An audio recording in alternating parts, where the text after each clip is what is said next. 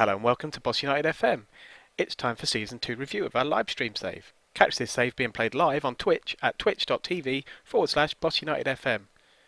Give us a follow and be notified when I go live. Let's take a look at our results through the season, including the friendlies where we had a defeat at home to Arsenal under 23s, but all in all we did pretty well. The most impressive result was probably against Barnet, who had been promoted into the Football League, but we beat them 3-1.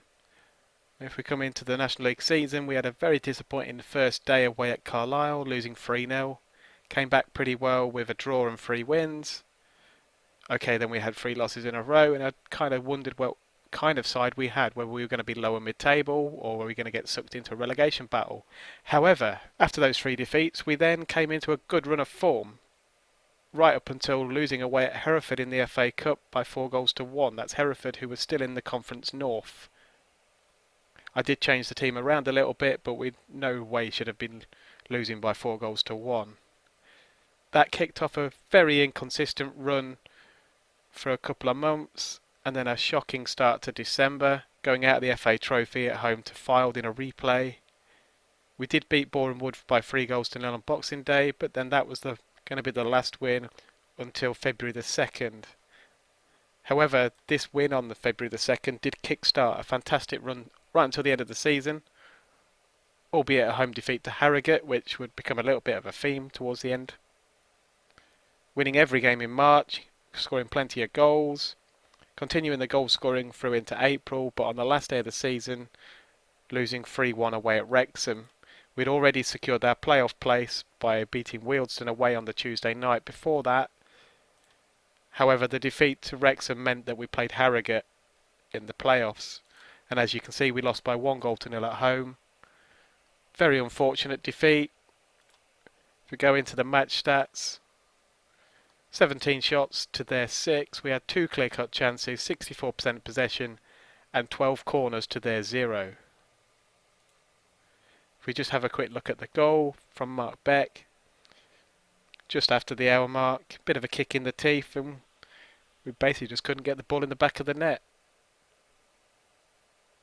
Chip over the top, Leasley heads it on, Beck runs onto it and slots it past Ravas, who probably should have saved it.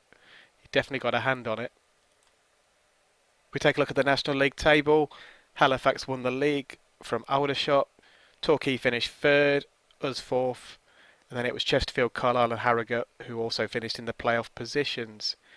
We go down the bottom, Solihull and Kidderminster finishing in the bottom 2, both on 41 points. But it was really tight for those last 2 places, with Chorley, Ebbsfleet and Dover all finishing on 44 points, but Chorley ultimately surviving thanks to goal difference. However, there was a little bit of a twist towards the end of that season as Chorley and Ebbsfleet played each other on the last day, and Ebbsfleet did win 1-0. But with 2 minutes to go, they missed a penalty, and had they scored it, they would have survived ahead of Chorley. If we look at our league position graph, it kind of follows how the results have gone, with the poor start at Carlisle, followed by some victories, then some defeats, but overall we had the little bit of a slide where we didn't really win a game for a while, but then the fantastic February onwards saw us climb and we ended up finishing 4th.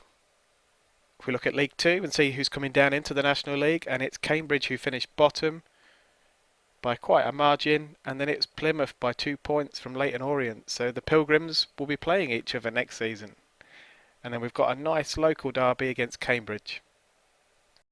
In National League North, it's Kings Lynn who won the league with 94 points from their 46 games. And then Hereford, the team who knocked us out of the FA Cup, they'll be trying to beat us again in the National League next season after winning their playoffs. In National League South, it was Havant and Waterlooville who got 98 points from their 46 games to win the league ahead of Dorking, but Dorking hit back and came up via the playoffs. If we take a look at the playoffs in the National League, there's our 1-0 defeat at home to Harrogate, but in the other one it was Chesterfield who beat Carlisle after extra time. Ioma scoring both goals for Chesterfield, the winner being in the 114th minute. Into the semi-finals, and then Harrogate continued their away victories with a 1-0 win at Aldershot, with Muldoon scoring the winner. And then Torquay leaving it fairly late, but they went through against Chesterfield by 2-0. And then in the final at Wembley, Torquay beat Harrogate by 3-1. Harrogate's reply only coming in the 97th minute. So well-deserved promotion for Torquay. The Boss United end of season awards. The fans player of the season went to Andy Fanodge with a massive 76% of the vote. Jordan Keane coming in second, not so closely behind. But then Cameron Archer getting third. Goal of the season went to Andy Fanodge for a strike against Ebbsfleet. Let's have a look.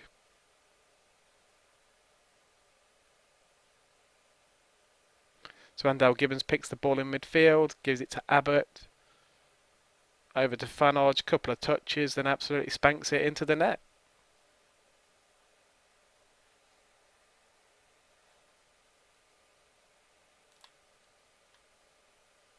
Signing of the season went to Jordan Keane, who returned to the club playing at centre half. And then young player of the season was Cameron Archer, who ended up being our top scorer. Looking at the statistics, there's Cameron Archer with his 14 goals, coming in ahead of everybody else. Andy Fanodge being the best player in terms of average rating as well, 7.50. And then he also got the most assists with 19, a club record. Best pass completion went to goalkeeper Henrik Ravas, who ended up as our number 1 for most of the season. And then there's Fanodge again with his most player of the match awards with 7. Most yellows went to Jordan Keane and Riley Harbottle, who started off as the pair at the heart of defence. And then Jordan Keane and Elliot Whitehouse, who's our ball-winning midfielder alongside Fanodge, getting 2 red cards each. Fanodge actually won the Vanarama National League Player of the Season, coming ahead of everybody else in the league. Looking at the Premier League, it was Chelsea that won the title ahead of Liverpool on goal difference. Man City and Man United ended up in 3rd and 4th. Then with Spurs, Arsenal and Wolves getting into Europe. Down at the bottom, West Brom, Fulham and Aston Villa went down to the Championship. West Brom only going down on goal difference from Newcastle. Down in the Championship, it was Southampton and West Ham who secured immediate returns back to the Premier League, and then Swansea that won the playoffs. In the Champions League final, it was Manchester United that beat Real Madrid.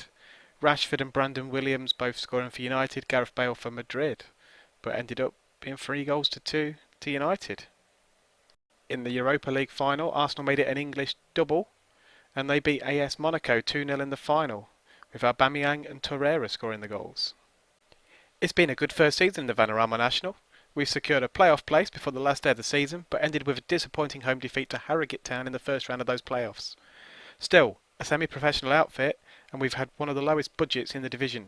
We'll be looking to keep most of the starting 11 for next season, with adding a bit of quality here and there in the hope of repeating the top 7 finish. Who knows if we'll be a Football League club in 12 months' time. If you've enjoyed the content of this video, please don't forget to leave a like, and if you'd like to see more, please subscribe. Thank you very much for watching.